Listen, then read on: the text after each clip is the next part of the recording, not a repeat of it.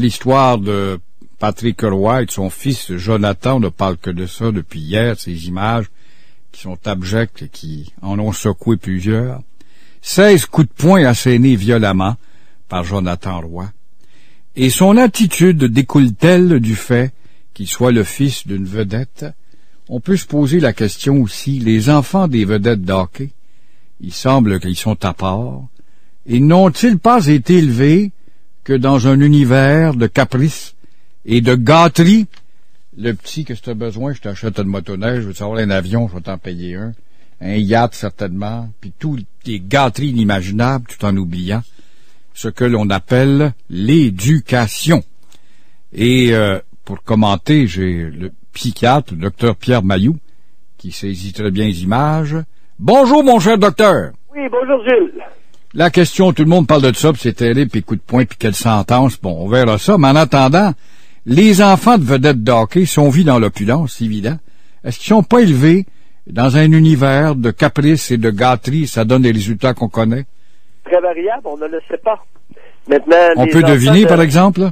Ben, envoyez fort, mon cher Gilles. Non, mais je dis, vous dites on ne sait pas, mais on peut deviner, non? Non, l'opulence financière peut accompagner facilement la misère affective, cher Gilles. Oui. Autrement dit, les enfants peuvent être élevés dans la plus grande richesse financière, oui, dans l'aisance, mais recevoir à peu près aucune attention ni affection. Là, on peut pas deviner, évidemment, mais c'est non, une on image. Aucune idée. Mais quand on est élevé dans la richesse financière, on peut dire que c'est assez courant, ça. C'est-à-dire, tu veux dire? Ben, ça veut dire qu'on oublie justement de donner de l'affection, puis de l'éducation, puis de la discipline. On achète la paix par des bebelles. Ben oui, mais Gilles, dans le cas de Patrick Roy, est-ce que tu te souviens de l'arrachage de corde de porte? Oui, je me souviens, puis l'engueulade avec Mario Tremblay. Oui. Moi, je me souviens très bien de la porte, et là, c'était au Colorado. Oui, et c'était au domicile privé de monsieur. Oui. Alors, il y avait des enfants dans la maison. Oui. Comment se sent un enfant lorsque le père ferme la porte tellement fort que le cadre arrache? Voilà, il se sent terrorisé, puis mon père doit être violent. Alors, comme opulence, on pensera. N'est-ce pas? Si on parle d'opulence, elle a peut-être été financière, mais au niveau émotionnel, au niveau affection, oh boy! Quand le bonhomme fait le gorille dans la maison puis arrache les cordes de porte, convenons qu'on n'est pas tout à fait sur la bonne traque. Mais quand on regarde le père de Patrick, Michel Leroy, qui lui est le fils de Beaunard Arsenault, les gens Tremblay m'écoutaient tout à l'heure, il est venu me rectifier. En fait, c'est pas le père adoptif, c'est le vrai père.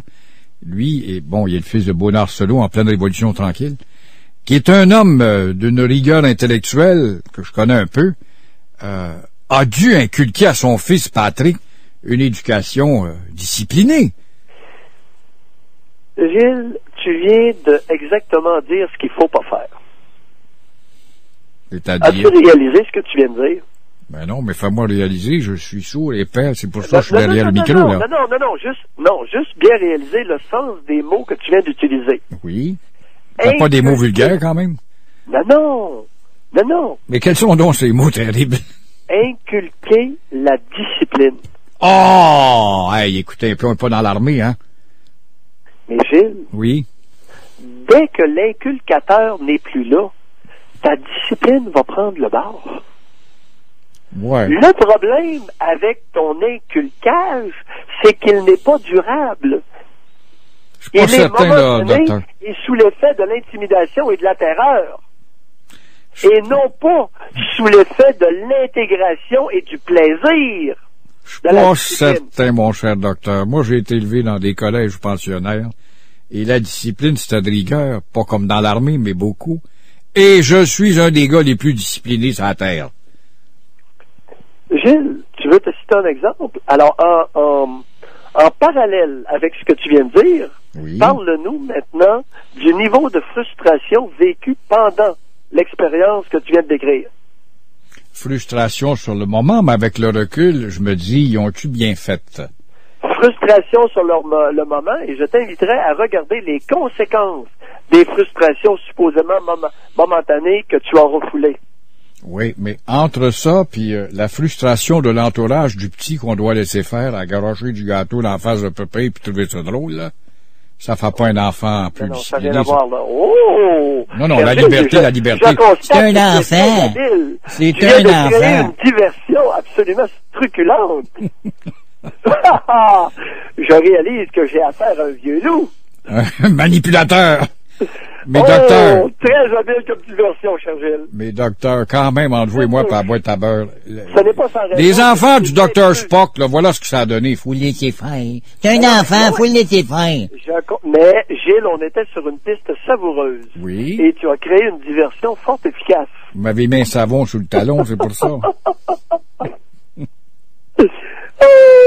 Je réalise pourquoi tu t'es maintenu aussi longtemps au sommet.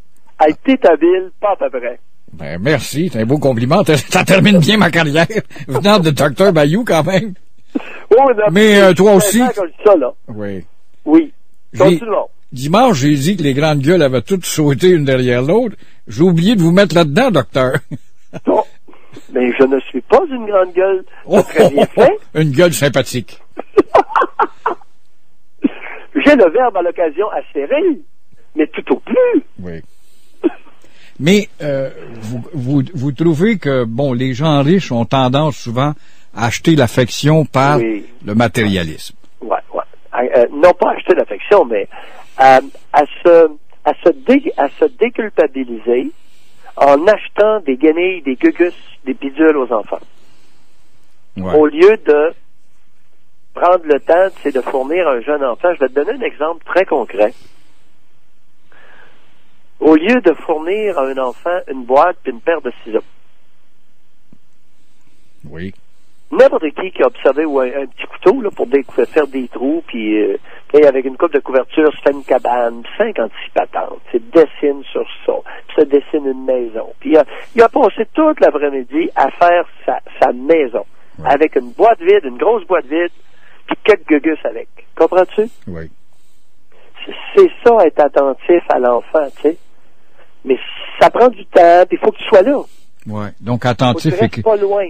Et développer sa créativité, c'est beau. Oui, des choses comme ça. Mais est-ce que l'enfant, à la fin, là, l'enfant glisse, petit enfant de 4 ans, 4 ans et demi, 5 ans, il glisse dans sa boîte, puis là, il rouvre la porte, puis il te regarde, puis tu fais un beau sourire. Ben, c'est ça la récompense. C'est beau. Oui? Mais docteur, j'entendais des gens ce matin, j'étais dans un café, puis c'est pareil comme le fils de Guy Lafleur, des enfants de riches de vedettes qui... c'est différent. Dans le cas du fils de Guy Lafleur, là, on soupçonne une maladie psychiatrique, là. On est dans un autre cas. Oui, hein. Mais dans le cas de Jonathan Roy, écoute, il s'est défoulé. Et ce qui est intéressant, alors c'est sûr, c'est à la télévision, cet individu-là s'est défoulé. Maintenant, il s'est défoulé de quoi qui avait été refoulé. Là, ça devient intéressant. Oui. Tu comprends? C'est clair que le type s'est défoulé. Alors, de quoi est-ce qu'il a été refoulé? Admettons cet après-midi. De quoi se défoulait-il? De quels éléments refoulés se défoulait-il? Mais docteur, admettons cet après-midi, Courteau le bannit le restant de ses jours. Il va refouler d'autres choses, non? Ben écoute, non, c'est un bon point. C'est que hier, regarde, on refoule un individu et hier, il s'en va s'humilier sur la place publique. Ça va pas bien, là. Et là, Courteau va en plus sévir par-dessus. Oui. Tout ça est très brillant, là. Oui, mais il est obligé. Tu comprends? Oui. Two wrongs don't make a right. Ils ont une expression en anglais, tu t'excuseras l'anglicisme, ce n'est pas un anglicisme, c'est une citation d'une locution anglaise. Oui. OK? Alors, deux mauvaises choses ne font pas une bonne chose. Two wrongs don't make a right. Oui. OK? Deux torts n'amènent pas une décision à raison. Oui. Alors, c'est sûr que là, on voit le cumul de bêtises ou d'erreurs. Cumul d'erreurs. Oui. On pourrait dire 2 erreurs ne donnent pas raison ou ne peuvent pas conduire à une bonne décision. Oui, ça fait 2. Alors là, on cumule les erreurs. Alors, le type s'est défoulé, ça n'a pas de bon sens. Oui. Il était refoulé, et là, les gaguettes en l'air, ils étaient tous fiers de lui, ce pauvre jeune, il en faisait pitié. Ouais. On n'est pas au baseball, mais il y a 2 prises. On n'est pas au baseball, mais il y a 2 prises, hein. Ben, docteur, ça sera sûrement un sujet sur lequel vous aurez à vous étendre et expliquer peut-être lors de vos conférences ailleurs ou à gauche, à droite. Et merci beaucoup. Ah, ça se peut qu'on s'en reparle prochainement, cher Gilles. Je te réserve une surprise pour vendredi. Ah, ben, ça me fera plaisir. Surveille l'actualité. Voilà. Oui, OK. Et peut-être penseras-tu à ton humble serviteur à nouveau. C'est promis. Ben, merci beaucoup. Je suis en train de faire de la plug. Je suis en train de me plugger, mon cher Gilles. Ben, c'est bien. Merci beaucoup, Pierre. Je dois vous couper. Salut. Le docteur Pierre Mailloux, l'unique psychiatre qui contesté mais admiré à la fois.